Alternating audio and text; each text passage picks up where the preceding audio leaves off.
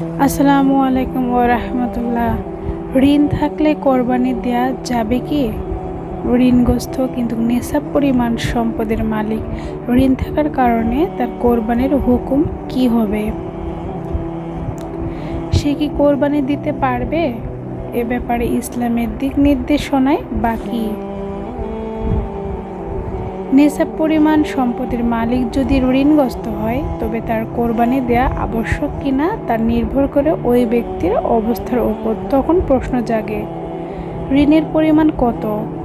ঋণ পরিশোধ করলে যে সম্পদ থাকবে তা কি নেশাব পরিমাণ হবে? প্রশ্নের আলোকে নেশাব পরিমাণ সম্পদের মালিক যদি ঋণগ্রস্ত হয় তবে তাদের কোরবানির বিষয়টি এভাবে দেখতে হবে।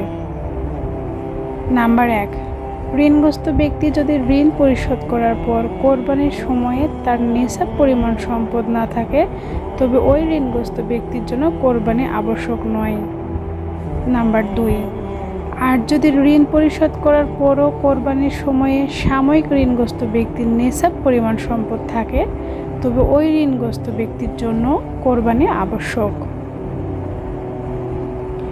মনে রাখতে হবে, কোরবানির জন্য নেশাব পরিমাণ সম্পদ সারা বছর গচ্ছিত বা জমা থাকা আবশ্যক নয়, বরং কোরবানির দিনগুলোতে যদি কারো কাছে ঋণ ও বাৎসরিক খরচ মেটানোর পর অতিরিক্ত অর্থ থাকে আর তার 7.5 ভরি বা তোলা সোনা ও 52.5 তোলা বা ভরি রূপার সমপরিমাণ অর্থ থাকে তবে তাকে কোরবানি দিতে হবে।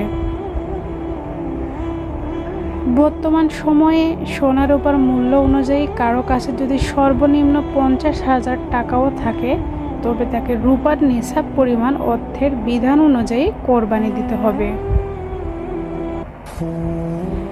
সুতরাং পরিবারের খরচ মেটানো ও ঋণের পরও যদি জিলহজ মাসের 10, 11 ও 12 তারিখ নির্ধারিত পরিমাণ সোনা বা রূপা থাকে কিংবা বাজার দর অনুযায়ী সমপরিমাণ টাকা অর্থাৎ 50,000 থেকে 6 লাখ টাকা থাকে তবে ওই ব্যক্তির জন্য কোরবানি করা আবশ্যক। আল্লাহ তাআলা মুসলিম উম্মার সব নিসাব পরিমাণ সম্পদের মালিকদের যথাযথভাবে বিশুদ্ধ নিয়তে কোরবানি করার তৌফিক দান করুন। আমিন।